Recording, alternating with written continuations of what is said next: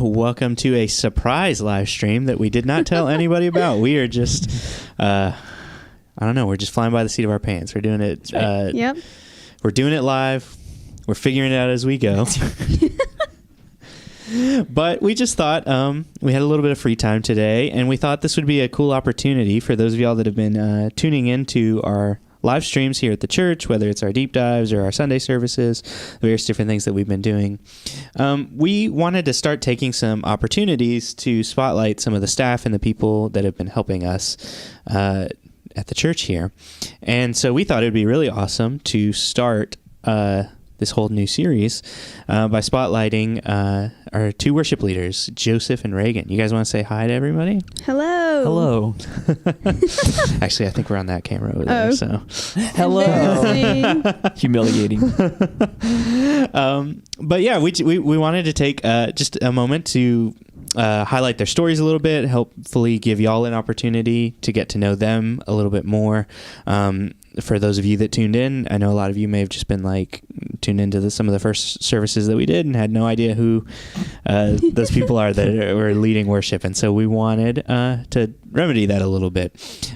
It's unfortunate just because of COVID and all the various different things going on. We haven't been able to really do our in-person services like we wanted to do. And so we haven't had that in-person opportunity to get to know each other. So we're going to try to do what we can to do that online, and we wanted to just start with these sort of online tell your story staff spotlight moments. So I think that's pretty much the intro. You guys cool. You guys feeling ready? I think so. Yeah, I think so. Ready to get into it? Ready to get in the nitty gritty? Who wants to start? Who wants to go first? It doesn't matter. No, from the back since he does. Yeah. Mine will probably be shorter, so... Well, I think yours is a little bit better to end on. Okay. So I can begin with mine. All right, we'll start with Joseph. So I think what I had in mind is basically just, tell us a little bit about your story, specifically, your testimony or your faith journey, what's been your relationship with the Lord, kind of take us through the steps, however much in detail you want to get into it, and I guess take it all the way through to how you ended up with us here at Wayfarers. Yeah. Okay. So wherever you want to start, I'll turn it over to you. Okay. Let me know if you got any questions as I talk too, because I might. For sure.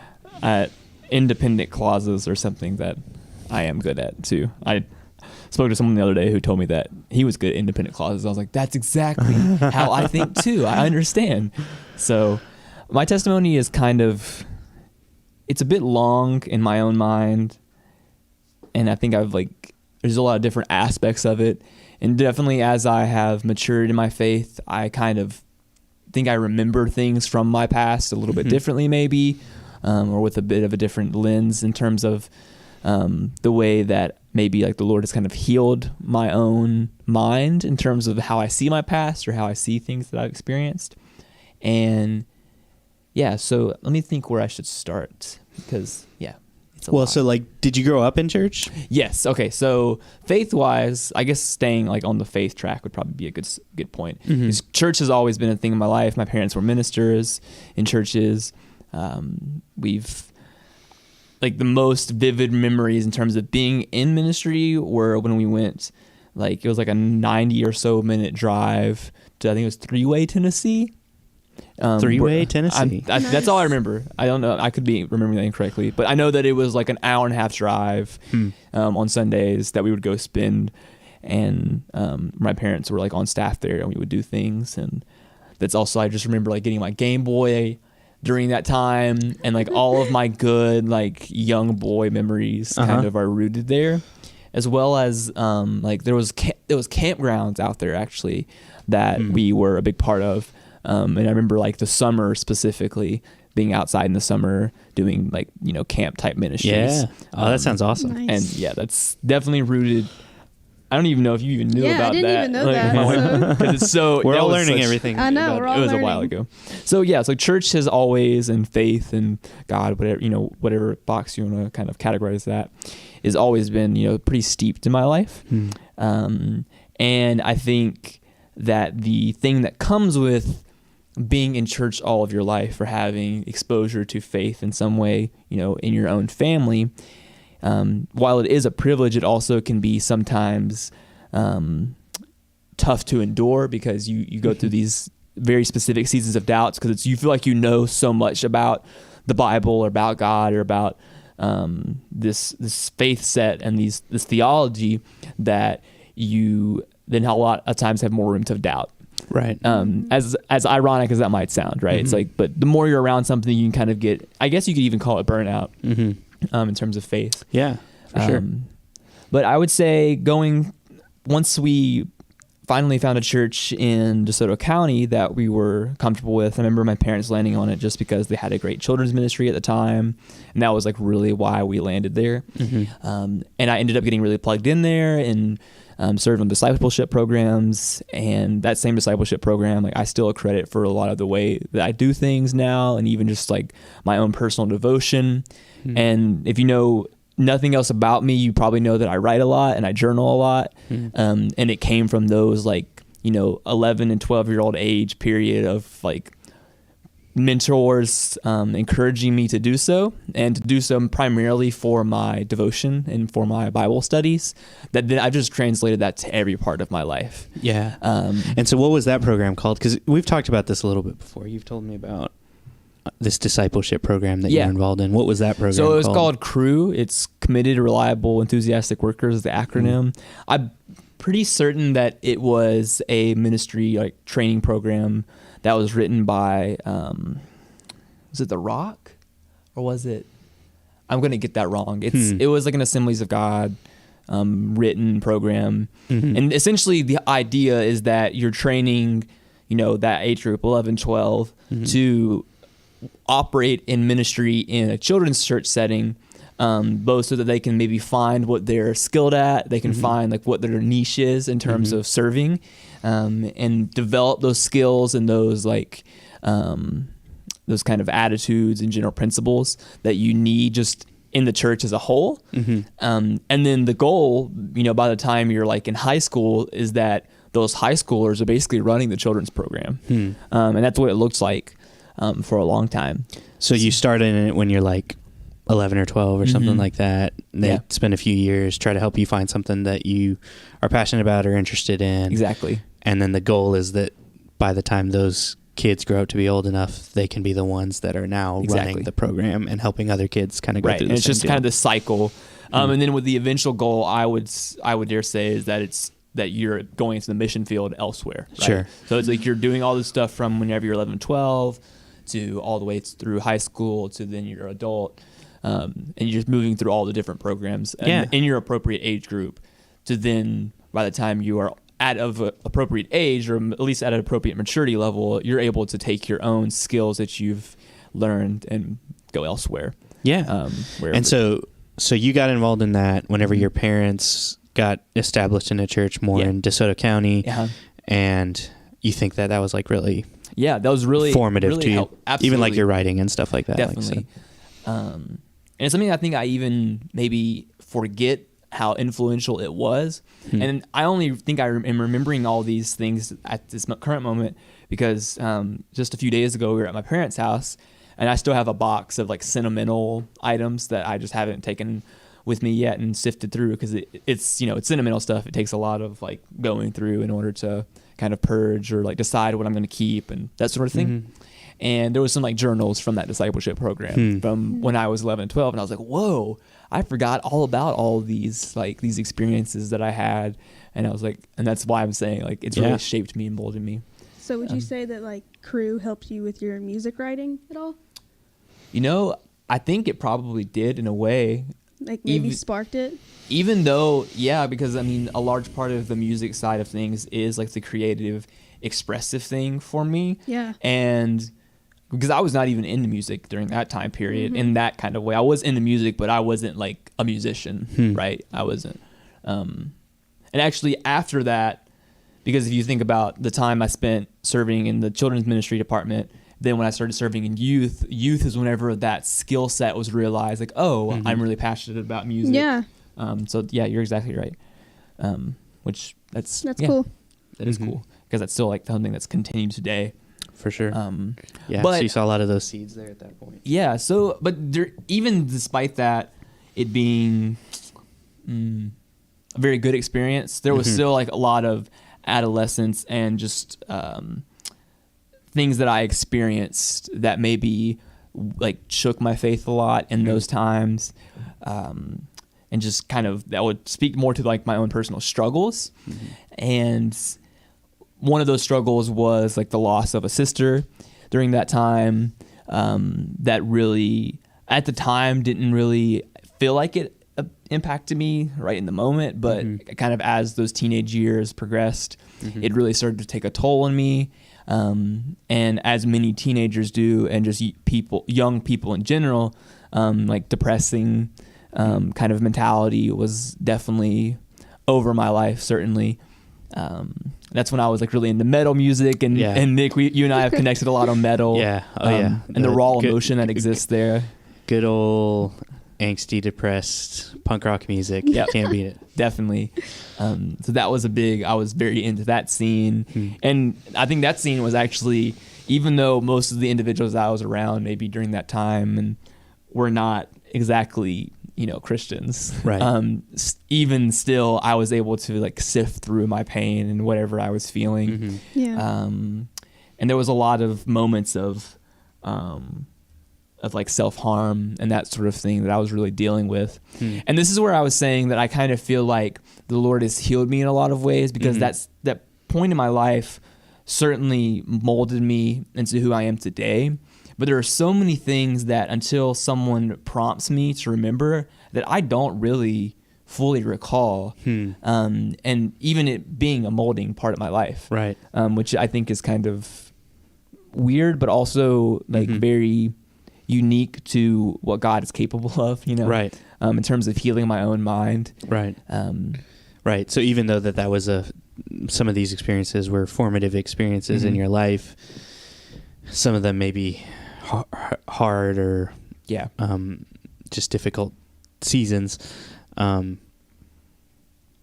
They don't like hold this like heavy presence in your mind all the time. Right. No, not really. And that is really cool, because I do know certain people who have had really formative experiences seem like they can't ever get away from it. And so, no, that is definitely something that is pretty cool, being able to kind of have that forward looking direction.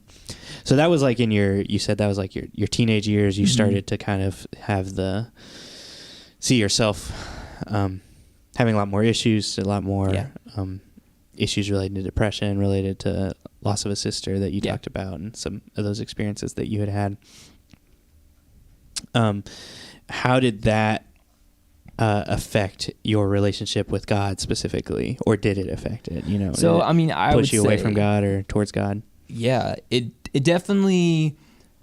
There was both. There was definitely moments of being pushed away from God, but as I said, that initial like not really like speaking directly of like the loss of a sister was not super impactful feeling in the moment.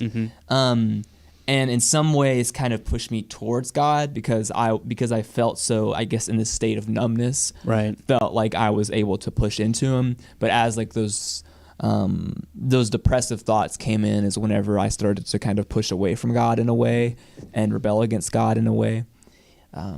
Even if it was in my own mind and my own relationships and everything. I would definitely say that the largest part of the struggle there was this idea of identity, which I think a lot of people who are dealing specifically with depression and specifically with, even in that time period of your age, right, of the teenage years and the early adult years, is identity. Like, who am I, and who do I want to be? That was certainly something that I was dealing with there. And it was, I'm sure, reflective to those around me that like I didn't really know who I was, and that's where I go through all those different phases of being into different things and whatnot. But I would say, moreover, it did push me to God more than anything through all those experiences. Speaking again directly to the idea of a formative moment in my life, is that I was able to have empathy with those around me who were experiencing the same thing. And in my friend groups at the time, I was able to see it maybe from a different perspective that they were not, because if they were, say, not, they didn't have a relationship with the Lord or have this kind of ideal set of who God is, then they were not able to see their situation that in a way that it's like, God is sovereign and God is, he knew that you were going to be in this moment and he knew that you would be experiencing this. And then how you react is vital. So I think it certainly pushed me to God in a very specific way though. And I think that's largely why too, now when I look at how I write music, because I have niches of writing and lyrics and kind of phrases and scripture that I really turn to. And without even realizing it, I think I'm returning to those formative moments of grace and of like the Lord like has forgiven me and he's healed me. And he has mercy for me still, even in those moments of me questioning him and being angry at him and maybe doing things that would dishonor him. Yeah, no, that totally makes sense. So talking about the music specifically, like, did you grow up playing music? How has music been This is a involved? good question. So my brother he played piano, like all self-taught kind of thing. Very different upbringing in terms of music. He was playing like country, Southern gospel, that sort of style. That was not me. Is this your older brother? This is your older brother? My older brother. But that being said, there was several times in my like teenage years where my brother was living with us in some kind of capacity. And that being said, there was like some kind of keyboard or some kind of like instrument within relatively close vicinity. And I remember I picked up piano first because, well, A, it was there, but also because it was during the time where like Adele was really big. Oh, yeah. Like her first few records. And all of the girls loved Adele, right? Like, what is the song? I can't even remember the song. I remember it's in A flat, but I don't remember. Someone Like You, probably. Someone Like You, that's it. Yeah. That was the big one. That is the big one. Yeah. I remember just like listening to that song and like just sitting on the keyboard and like trying to figure out. Trying to find a girlfriend is what you're doing. Yeah, no, it's definitely, I picked up keys because I was like, I can definitely, because I'd seen other guys like specifically in church when there was a piano around, like sitting on the piano and like at church camps and stuff. And I was like, I want to be that guy. Yeah. So I set out to this goal of playing piano. And then piano just turned into all sorts of different things. I was in choir and started like trying to sing. And I still, to this day, even say that I'm like a key player first and a vocalist second or fourth or 12th or whatever. Like I would not consider myself a vocalist. I do enjoy singing, but that's definitely not where my focus is most of the time. But that's a lot of times the vocalist thing though is where like the metal scene comes in, right? Because in the metal scene, I realize now that this is totally not true. But in the metal scene that I was in, it was like there's no need for a key player. If you're not playing bass, drums, or electric guitar, then there's only one thing left for you, and that's singing or screaming. So I was like, all right, I'm that guy. I don't have any of those instruments. I don't have any of those skills. So looks like I'm going to be a vocalist. And started like screaming in metal bands and doing that sort of thing with friends. Yeah. And it was all, of course, like super, even more low key than maybe your band experience, because we were much younger too. Right. So that was definitely, the metal scene was very integral. And it's funny because the past few weeks I've gone back and been listening to metal because I don't really listen to metal that much. And when I say metal, I should probably clarify to the listener is that when I say metal, I'm probably talking about what you consider screamo. It's not really the technical term for it, and I never liked calling it screamo. It's like post-hardcore. It's just hardcore music. Screaming, Yeah, I kind of, it's one of those funny subculture things where you can just quickly get bogged down in like all of the various different names for it and stuff like that. And I remember one of my favorite things, I used to love this band called The Chariot. Yeah. That was like, just real crazy, hectic, hardcore music. But I loved it whenever they asked them, they're like, what kind of music do you guys play? They're like, we're a rock and roll band. And I was like, it's just like, that's like the most general umbrella for it is just rock and roll. But yeah, whenever I played music, I guess if we want like a little quick primer on punk music, the whole idea was like the way I've always understood it is like, you get 70s, 80s is when you just get like punk music that starts, which is just kind of like an alternative version of a lot of rock and just like metal, like hair metal and stuff like that that's going on. You eventually get from punk music specifically into hardcore punk music, which is usually just hardcore music, which is more guttural screaming vocals, really distorted guitars, and that's when you start getting like mosh pits and the whole like crazy punk side of it. The music I always played, we always called post-hardcore because it was sort of the next wave after that hardcore punk music, which was a little more melodic, a little more varied in the instrumentation than just like distorted power chords and like chuggy music and all that kind of stuff. But around that same time as post-hardcore and hardcore punk, you kind of got metalcore, a joining of like metal music with hardcore punk. And that was definitely like the thing that I feel like got everybody into that style of music. And so the like colloquial term people used for metalcore all the time was screamo, because it was like screamy music. And so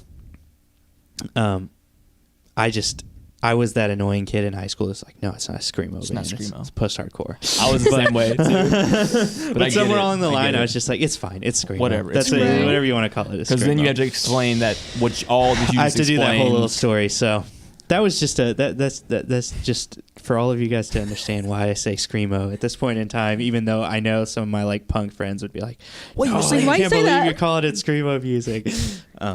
That is where a lot of that comes from. But definitely. Anyway, sorry, that's just completely unnecessary aside. But I just always feel it's helpful. It's an important thing to understand when you're understanding your life story, right? You got to understand the history of this music. And so you were into like metal music, especially at the time, that kind of metalcore style and all of that kind of style of music. The mosh pits, thrashing around, being really loud. It was like an outlet for all the emotions you were feeling, all the various different things that were going on in that moment in time.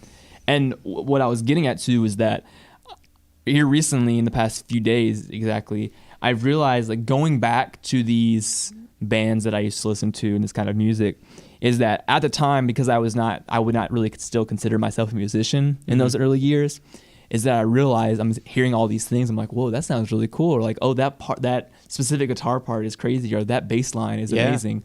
I'm realizing the actual musicality that was there. But in the moment, what you're saying is it just felt like an outlet for emotion, which is very interesting how absolutely that's kind of occurred. Yeah, that whole genre of music has always been one that feels very like primal and like deep down, just like connecting with just like the most basest human instincts sometimes. Definitely. And sometimes it's just like an opportunity to like express whatever emotions you feel like normal everyday society doesn't give you an opportunity to express. And I just remember at the time, like, of course, all of like my parents and my friends' parents were all just thinking like we were like we we were in this like really like bad culture and like demonic culture and stuff.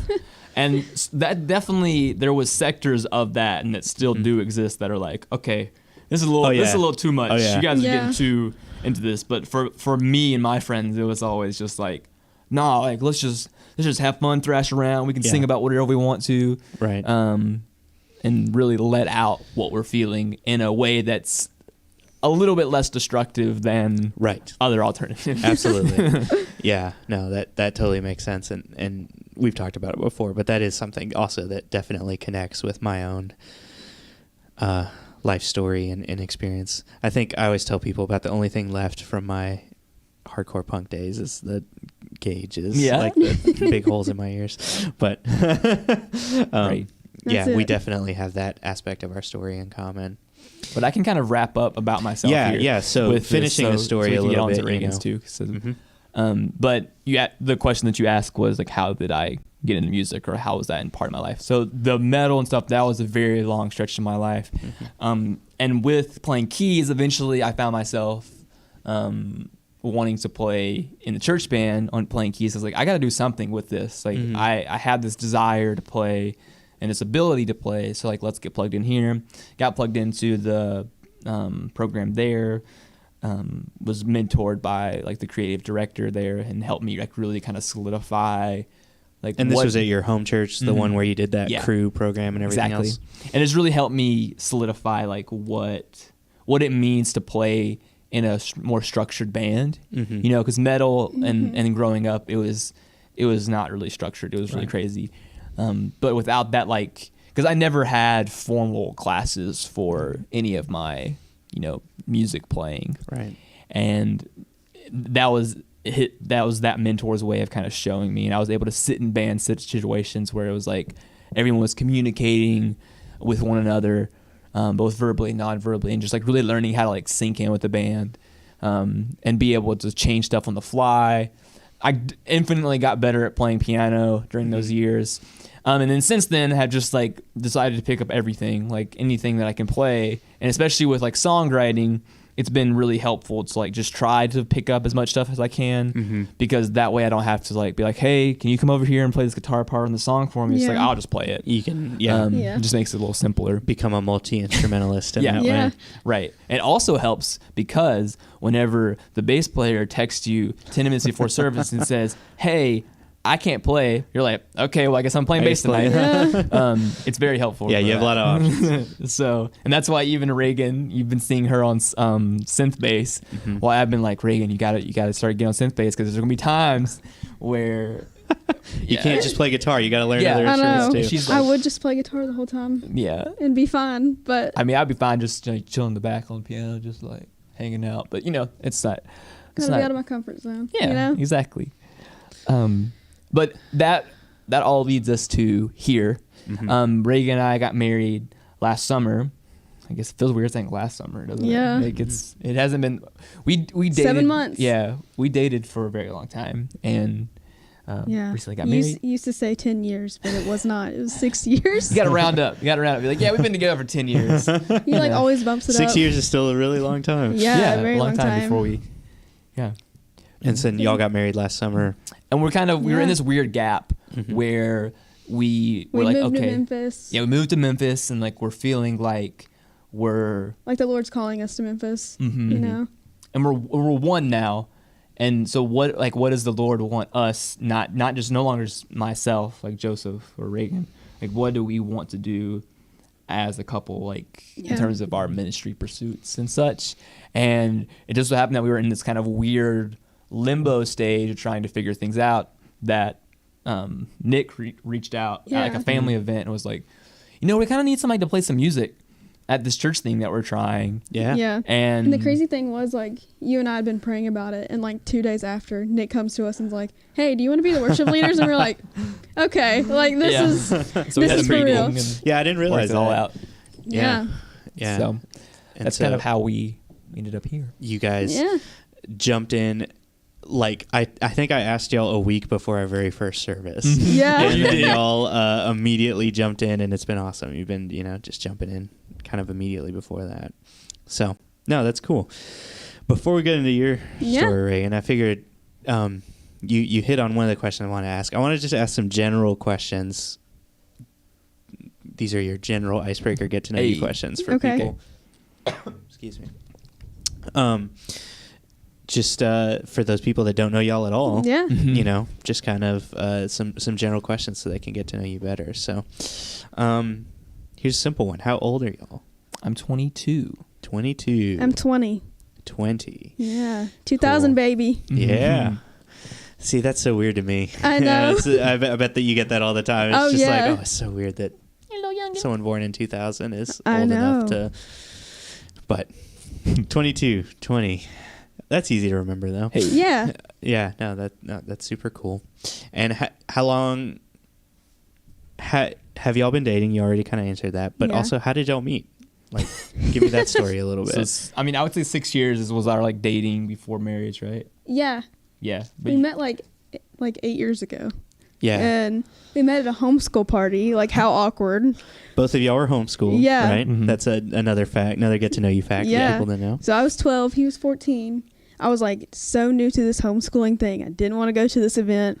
And then I walk in and I see Joey and I'm like, I look up to my sister. I'm like, I'm going to marry him. I'm literally going to marry him. I don't even know his name, but I'm going to marry him. You knew that already. I knew. That's like impressive. love at first sight.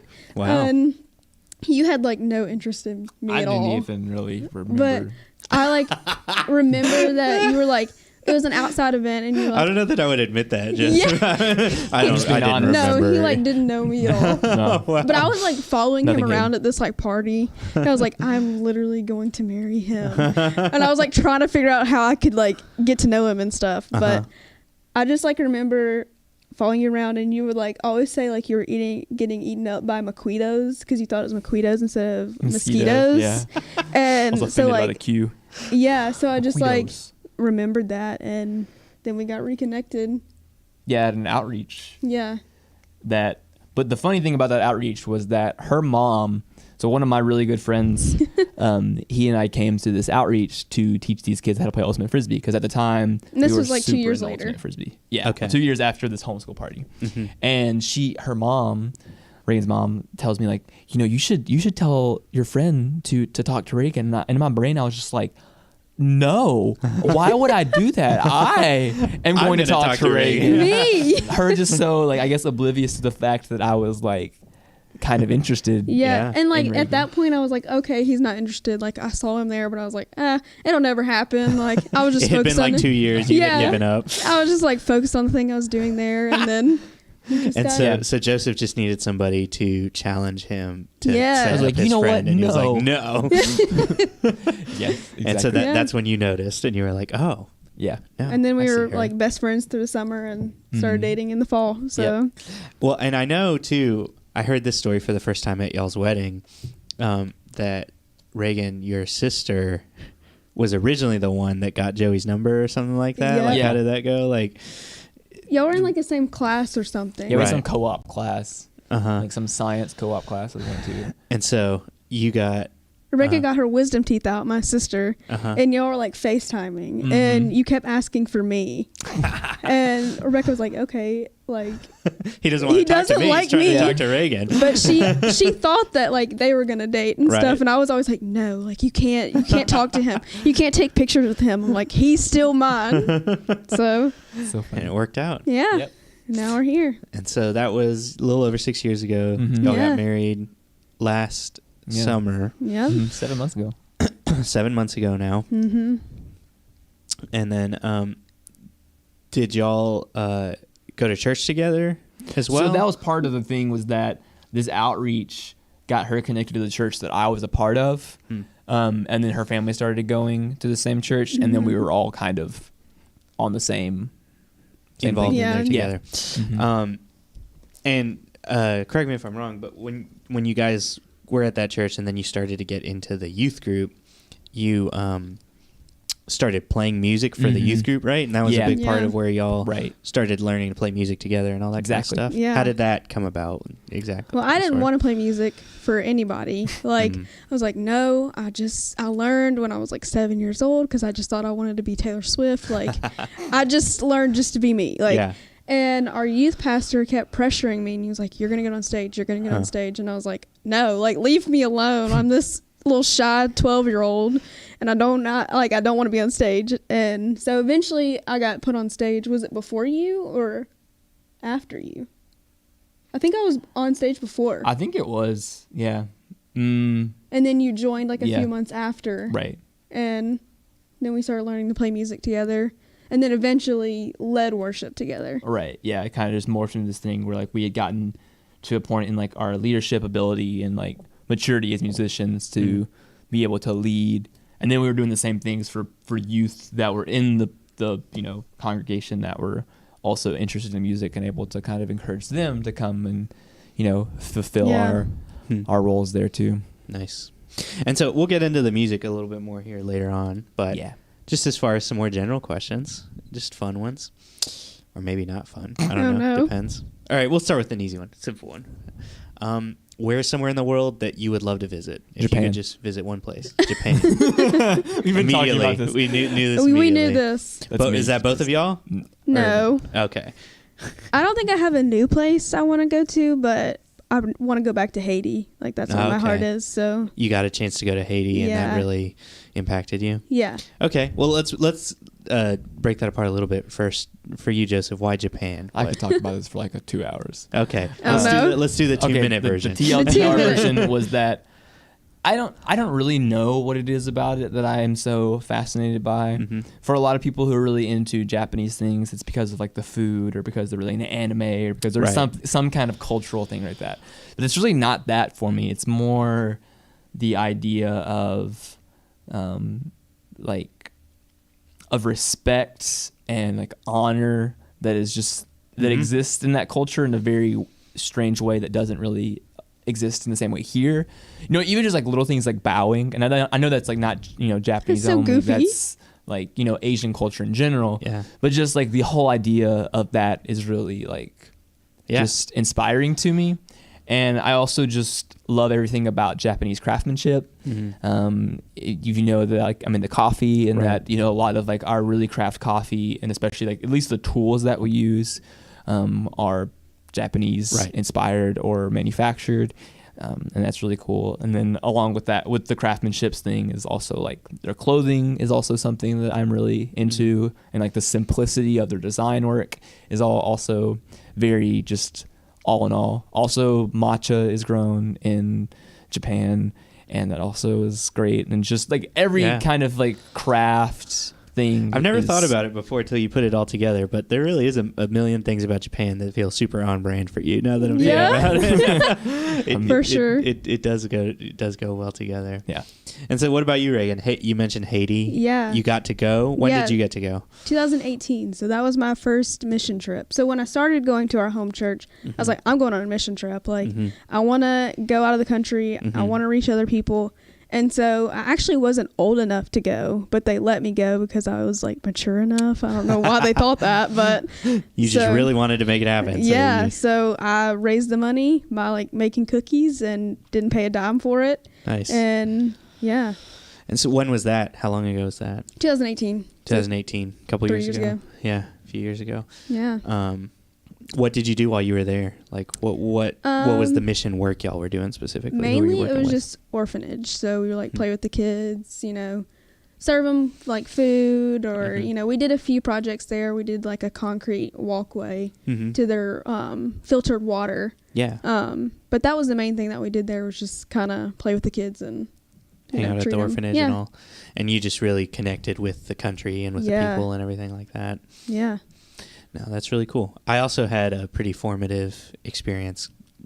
Haiti was one of the mission. I took a mission trip to Haiti too. That was a pretty big deal in changing a lot of things about how I look at my life. It's very humbling. Yeah. It really shows you how much excess and wealth we have, even when we don't consider ourselves to be such. Like after I came home, I literally cried because there was like, there's so much food in our fridge, or like I have so many clothes. Like I literally just sat in my closet and cried. Yeah. Or like food would go bad and my mom would be like, okay, so what do we do about it? And I'm like, well, you have to throw it away, but like people are starving. Like I do not want to throw away this food. So it just like changed my perspective on a lot of things, Absolutely. Yeah, no, I think being able to go overseas, period, is a big help for a lot of people just to get a different experience. But especially parts of the world like that are struggling for all kinds of different reasons. It really is eye-opening to show you how people in other parts of the world live specifically. Yeah. So, all right, what's something that makes you irrationally angry that people give you a hard time about? But they hard time about? Like, well, maybe not even that, but just something that like if I told you right now, all right, you got to rant about this, you could just go on. Like the emotions are so strong, you could just immediately start ranting about it. I don't know. I don't really have a lot of things because so we talked about Enneagrams recently, and I don't even want to get into them. Conclusion and my opinion on Enneagrams is that they're kind of silly, but it can be helpful for communicating. Everybody just unfollowed Wayfarers at that point. All right. Well, for those of you that don't know, there is a kind of a framework that is mostly used for personality, for understanding personality, called the Enneagram. It's if you're like a young white Christian hipster, this is like your like jam right now. Like everybody my age is just like super into this. So I am too, because I'm exactly that kind of person. But it has been really helpful in helping me figure out personality types and stuff like that. And you guys were talking about how you had kind of done a deep dive on it, looking at it again a little bit. And Joseph had the hot take that he was just like, I don't know what I think about the Enneagram. He's just got to be different, you know? If somebody's into it, he's not. So Well, but no, like you were saying, I just like to observe things from a different angle. I'm like, why does everybody like this? And I'm like, I don't like it for that reason. Why am I going to like it? Yeah. But I say that to say that on this Enneagram thing, I have fallen into this category of a 1. And that being said, one of the things about like this 1 personality type has to do with being like critical, and usually critical of like oneself the most. And that being said, I might think I'm angry about something, but I never like verbally will say like, I can't believe you like did this wrong or whatever. Right. But I can't think of one thing that immediately comes to my mind that always makes me really kind of like sure. I don't know, but I don't know if it's angry. It's just like, well, that's fine. Like we'll just say it's just something that right. you're like passionate about that you feel like you gotta say something about. Me as a male, I always put the toilet seat down. Always. I never leave the toilet seat up. Yeah. I think, for one, I think it just looks whack. Like, just put the toilet seat was meant to stay in the lying down position. Yeah. Sometimes you have to raise it up. That's fine, but put it back down. And there are plenty of times where my friends just leave the toilet seat up, and I'm like, what is wrong with you? Like, why? It's so simple. I love like, this. This is just great. That this is so put funny. it back down. That's all there is. And Yeah. I think the Well, reason I at think least at least you know. any women that unfollowed us because of your Enneagram statements may now be like, okay, Oh, wow. I'll give They're one back other to liking chance. us. man puts the toilet seat down. Yeah. What a simple gesture. Gotta love it. I know. What about you, Raegan? There's got to be something. I don't know. I'm the Enneagram 9, so total peacemaker. Like Right. nothing makes me make me agitated, but I'm Right. not gonna say it. Right. So I don't know. What do you think? I think I can like probably peg this for you. It's more like Oh no, because Raegan. So I knew that Raegan was like like a clean freak. a very organized, clean freak, and I would consider myself also very organized, but No, no. in a different way. But she is like very like, you know, if there's like a fork on the counter, she's like, why is there a fork on the counter? Oh yeah. So I would say So, like things keeping being out the- of order, Oh yeah, for sure. Like everything has That's to be the in its thing. order. clutter in Mhm. general, Yep. just like makes you so like. That makes Yeah, sense. it makes me tense. No, that's kind of funny to hear. It's funny, speaking about the Enneagram, because my wife, Adrienne, she's the same way. But she's also a 9, so she's also like not going to say anything about it. And She's just gonna do it. Yeah, and it was, but like angrily, you know. So Yeah. she's like gonna angrily wash the dishes, Yep. because I didn't wash them and put them away, or. But it's whatever. not clean until she does it, kind of thing. Right. You know. Well, and so what's been cool though is that as we've gotten to know each other better and gotten to know our personalities better, you know, she's been a lot better about being like, hey, you should wash those dishes, or Yeah. like, hey, put your, you know, cup away in the dishwasher, or hey, go change Toby's diaper, or whatever. Yeah. that thing might be. So I understand that for sure. Yep. Okay, cool. We might do another one of those here at the end, just a few other random questions. Yeah. But I wanted to give just a little bit of time for you, Raegan. Sure. However much of your story you want to share. If you want to kind of start in the same point as Joseph, though, like, did you grow up in church, and what was that? Your church experience like? So I did grow up in church. Got saved when I was really young. So my sister was actually asking questions about Mary when I was 7, and we were at Kroger, like of all places, Kroger.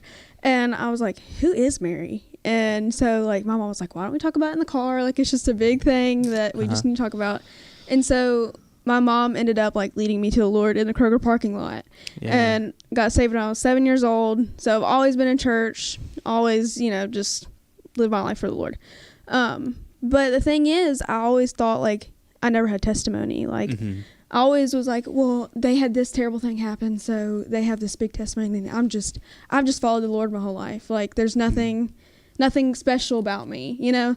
And so it was kind of weird, but I prayed for a testimony. I was like, I want something bad to happen to me so I can have a testimony, you know?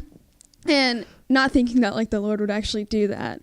But when I was in high school, I was a cheerleader and I was a flyer. So that's what the person that like goes up in the air and does all the crazy stuff.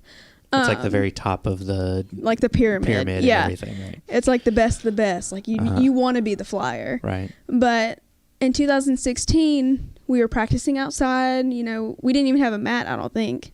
We were practicing on grass and we were doing these new stunts. And my back spot wasn't ready. My coach was like, okay, just do it. But she wasn't ready. Like, she never knew how to do it. Like, she wasn't trained. So she What's was that? What's a back spot? I'm completely unfamiliar with any of this. So back spot is the person that catches the person on top. So okay. there's like two when bases. You do your... Yeah. So there's two bases that hold you up. And the person in the very back is there to hold you, make sure you feel comfortable, and like catch you at the end. Yeah. So my back spot wasn't ready at all. And so we went up and did the stunt, and I fell. You know, she didn't catch me. And I was like, I'm fine. I kind of felt weird, and I hit my head. So you like just fell on the ground, like just completely? Like completely on grass, bounced, hit my head twice. And I was like, okay, let's do it again. So like I literally got up in the air again and did it. And my mom was like, no, like you need to stop. And so we went home and I was like, nothing's wrong. Like my head kind of hurts, but I'm fine, you know? So I woke up the next day, like my eyes were like shot, you know, like my pupils were so tiny, and Mom was like, we're going to the hospital. Like something's happened. Oh no. And so I go to the hospital. We can't get any answers. So a few months later, we found out that I had a TBI. So that's a traumatic brain injury. And I really could have died from it. Like they were like, if you would have been any other way, like you would have been dead, you know? So I had to stay in a dark room for like, I can't even remember how long. Do you know? Like a couple months. Time. Yeah. Like no light, no sound, nothing. Yeah. And so it was like, you know, it's just kind of this thing where the Lord took everything away from me. And it was like, okay, are you still want a testimony now? Like, this is your testimony, you know? And so a few months after I come out of that, like, I'm completely healed. I can play guitar again. I can, you know, do school again. But the hardest part was I lost a lot of friends because they thought I was faking, you know? So it was like literally everything was stripped away. Friends, school, you know, music, even just like light and sound I lost for a while. Because the injury was so bad that you like couldn't play guitar anymore or something like that. I like couldn't remember. You like couldn't remember. It was like your brain couldn't remember how to play guitar. And with school too, like you were, and it's something that you're still, I think, like there's still like traces of you recovering from. Is that like there are certain things like trying to comprehend are still very difficult, and at the time were even more difficult. Yeah, like I couldn't even do like a simple like math thing, and you know, like I was great at math, like I was best at math, that you know, whatever, and I lost it all, and I'm still not friends, it was just a season where it felt like like I had nobody, you know, but you know. And so how did that season, what did that do with your relationship with God, and how did it push you away from God? That really brought me closer. What were the emotions you were feeling during that season? So I felt like I had nothing, so all I had was God, you know. So when I could read stuff, I would pick up my Bible. If I could listen to music, it was worship music, because I didn't want to fill my head with anything else other than that. But from the TBI, that led to a lot of like migraines and, you know, anxiety. And I still deal with those things, and I think the anxiety comes from like, oh, but I couldn't do it at all before, so I got to do it perfect now, you know? But like feeling like you got to take total advantage of the moment. Don't waste anything, because you know what could have been lost or whatever. Yeah. So that's just a quick version. And so you feel like it helped draw you closer to God. Yeah. Because of that. And I definitely resonate too with what you're saying, because I always felt the same way. It is interesting. All three of us growing up in churches, in Christian families, always going to church. Even the idea, the term testimony is a real churchy word. You know, like if you're not a Christian, what does that mean? But you know, we all grew up probably going to church services and hearing people go up and give their testimony, and I was a drug addict who was, you know, 2 inches away from death in a ditch somewhere, and I saw like the Lord, and mine wouldn't be like that, you know. I felt like I was like, okay, well, I've been in church all my life. That's my testimony. You know, like Absolutely. No, I feel the same way because I was always I followed the rules. Yeah, me too. I don't party. I don't sleep around. I Yeah. don't do any of the bad things that all the other youth group kids would get accused of and different things like that. So I always Yeah. felt like I didn't have a testimony. So it's really interesting to me that you started praying Yeah. that you would have something to go through. Because I've heard a lot of people all the time talk about situations like that. They're like, those are the kind of things you may not want to pray for because Yeah. God's going to give it to you. But He's I gonna- like specifically prayed about it, and it happened. You know. And so what do you feel like has been your, like, how do you think that it has helped you? Has it helped you connect better with other people? How has it like changed your life going through that situation? I don't know if it's helped me like connect to people, but it's helped me find like, you know, my purpose in life and what I want my degree to be in, and you know, just like helping those people that are struggling too. Right, because we were just talking about this off camera, but you're about to finally get started on your concentration specifically in your degree. You're at U of M right now, right? And what is it that you're studying? A child life specialist. Child life specialist. Yeah. And it's kind of inspired by that Right. season that you went through. You want to be able to help people who are also going through similar situations. I would say the biggest thing that's helped you on a day-to-day basis that we've actually been talking about just in the past few days is like your ability to like listen. Right. Because Raegan is definitely a much better listener than I am. And I think a lot of that does come from that experience too. Yeah. So in terms of connecting with other people, like being able to listen to someone. Do you feel like you had other people write you off? Like you said, people thought you were faking and stuff like that. And so maybe you're wanting to be able to be there, to be present, listen to people. Because I know those kind of injuries are especially difficult because there's nothing externally visible. Yeah, you can't see it, you know? As to what's wrong with you. And so it is hard for people to take it seriously. So, all right. Well, we can kind of finish up with just a few other questions, get to know y'all a little bit, do a little end on a high note, I guess.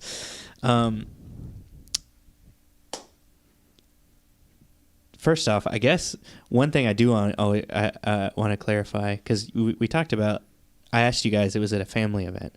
Yeah. For those of you that don't know what the family relation is, Yeah. I figured that would be important to clarify as well. But Raegan is my wife's cousin. Yes. So I don't know what that makes So our relationship, like we're cousins, maybe second cousins. Yeah. First I don't know how it works, but Can we just call you Cousins. Uncle? Let's just call you Uncle Nick. Uncle Nick. So my wife Adrienne is Cousins by Raegan's marriage. cousin. Yeah, and so I remember the first time meeting y'all. I think was just at I think it was a Thanksgiving thing. Probably.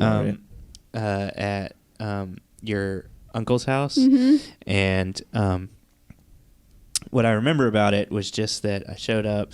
Y'all were already dating at the time and everything, obviously, and you showed up later, I think, for some reason. I don't even remember what it was. But I just remember immediately realizing that me and Joseph had a ton of similar interests. Yeah. Because you were like one of the few people in the entire world that I felt like had heard of my band. Like you were just like, oh yeah, I know your band. And like you mentioned our album name and stuff like that. And I was just like, how does anybody even know You're who like, we what? are? I had no idea that anybody even knew who we were. I don't know So how I knew about it either. it was ironic. just being involved in knows? the local scene and stuff like that, I'm Yep. sure.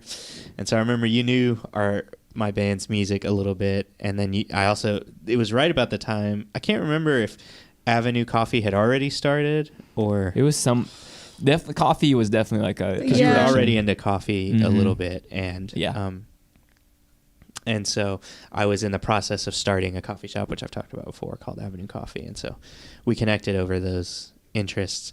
But it felt like over the next few years, we just only ever saw each other at like family events. and I knew that we would be able to hit it off if we could hang out more, but it felt like we were just always doing other kinds of things, and so. It was just a few months ago whenever I was just like, you know what? It's time. We need to figure this out. Let's hang out more.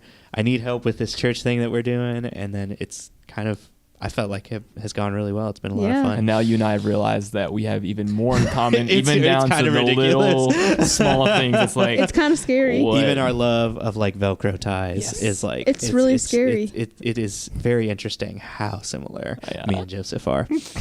But related to that, what are some of y'all's hobbies that you're involved in besides music? So we talked about both of y'all are interested in music. What are some other things that you do?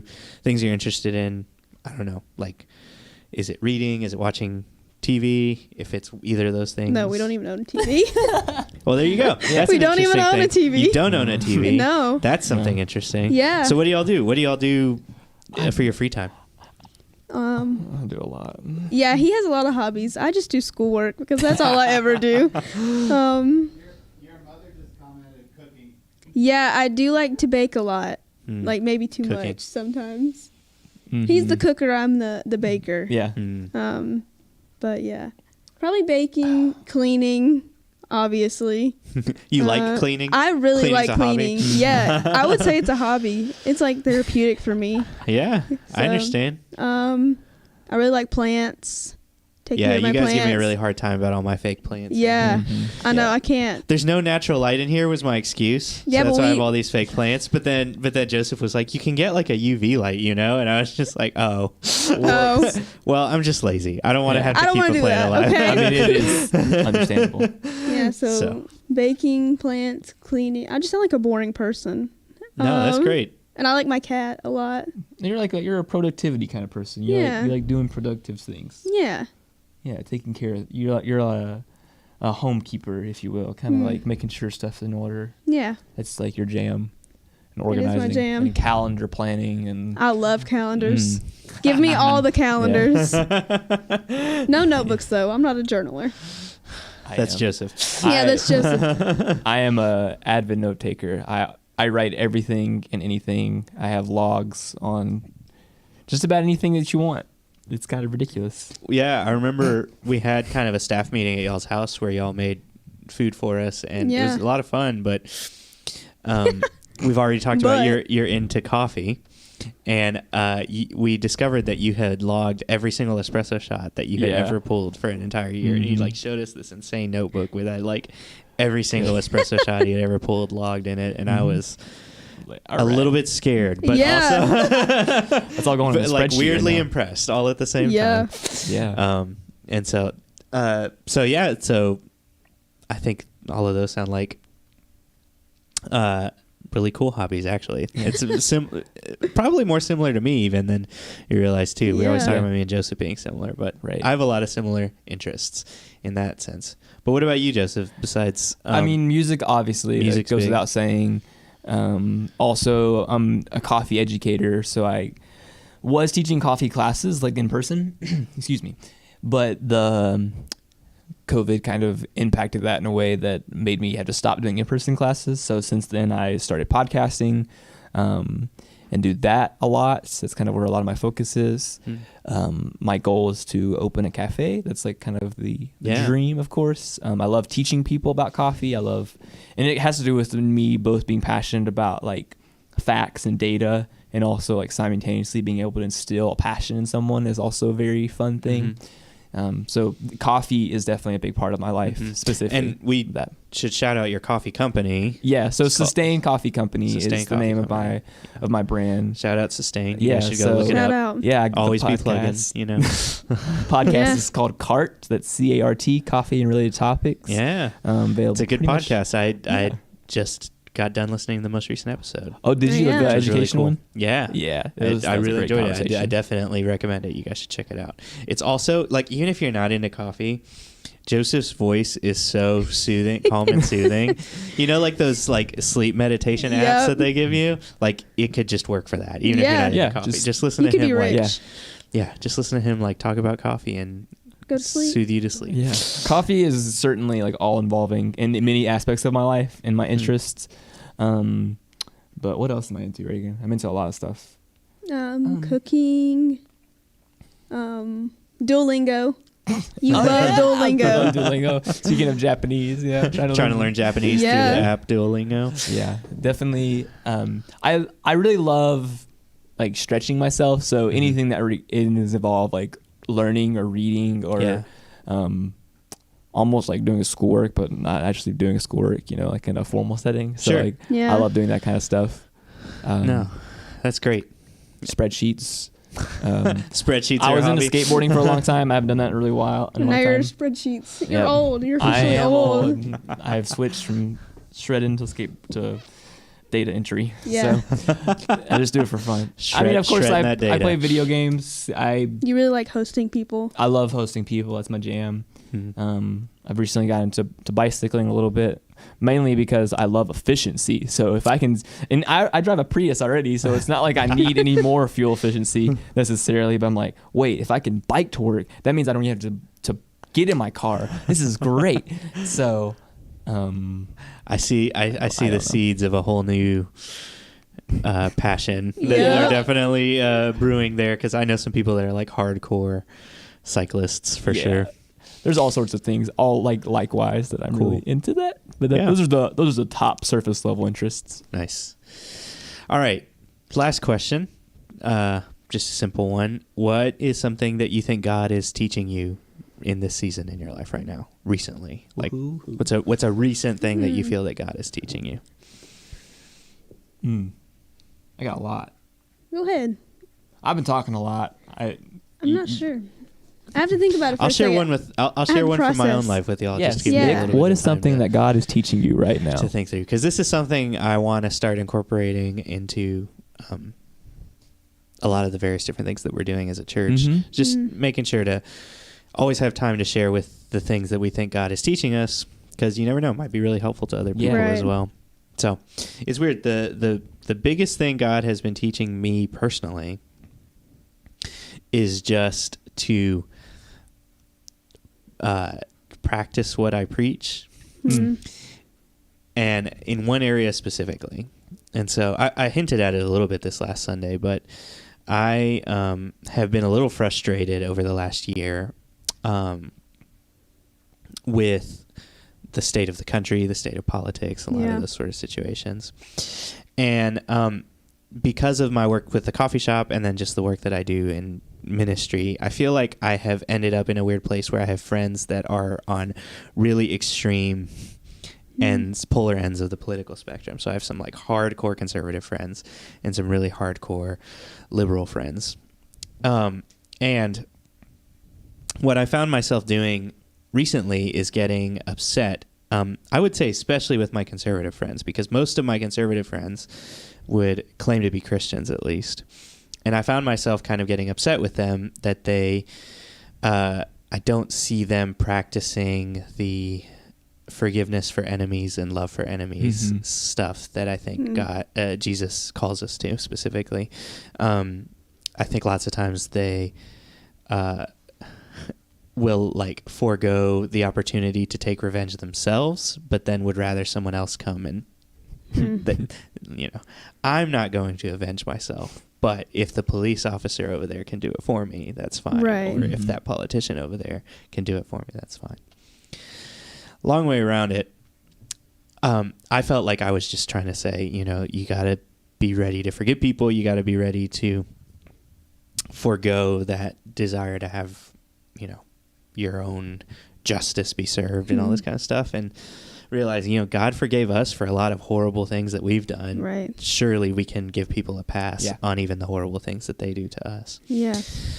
But the reason I'm saying I learned I had to practice what I preach a little bit is I realized that I was not, personally me, have not been extending that same forgiveness Yeah. to a lot of those conservative Christians. And so there were nights over the last few weeks where I've just laid awake at night, angry and like seething at the current state of things. And I just realized that I've got to practice what I preach and really learn to like let go of that sort of like anger in that moment and just, forgive people. Even if I think they're wrong, it's not that I'm saying that they're not wrong in what they're doing, but I can forgive them for it even then. And I was just talking to Adrian about it. What I've been doing is just trying to like say the Lord's Prayer every night before I go to sleep. Yeah.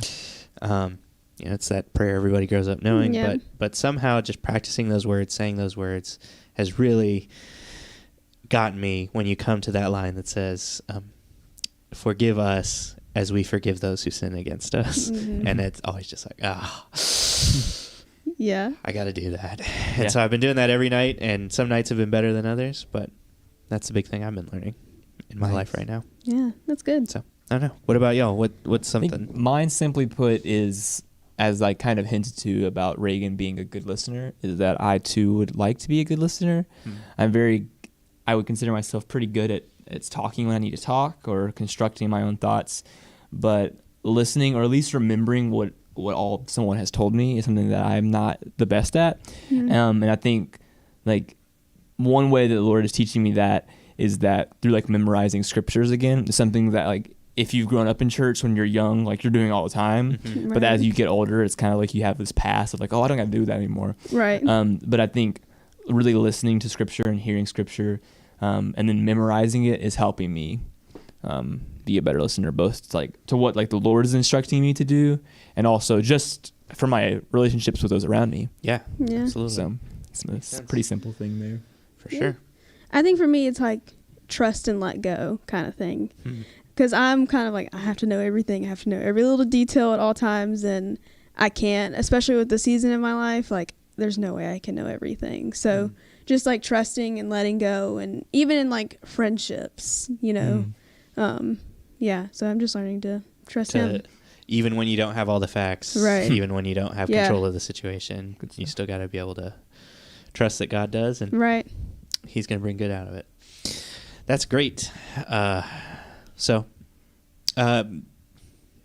think that's pretty much all I got. Y'all have Yeah. anything else that y'all wanted to add before we finish up here today? I don't think so. I don't think so. No. Well, either way, thank you guys for coming in and doing this. Thank you Yeah. to all of y'all that tuned in. I don't know if we've had a ton of people watching, but anybody that's been tuning in, both to this and all of the various things that we've been Mhm. doing as a Right. church, we're just super thankful for all of you, super thankful for anybody that's been tuning in. And we just encourage you to kind of keep on the lookout for more of this series as we continue to follow up with some other people that have been working with us here at the church, spotlighting a few things that the different staff involved here are doing. And hopefully now y'all feel like you know Joseph and Raegan a little bit better. Yeah. So whenever we finally do get to that point to where we can do our in-person services, y'all feel like you can maybe walk out to them and be like, hey, what's up, Raegan? Hey, what's up, Joseph? How Right. you guys doing? I know you guys would be super open to that. Yes. Anybody watching, Yeah. come say hi. Yeah. We are so desiring and so excited for the time when we can finally get to see all of y'all in person. Right.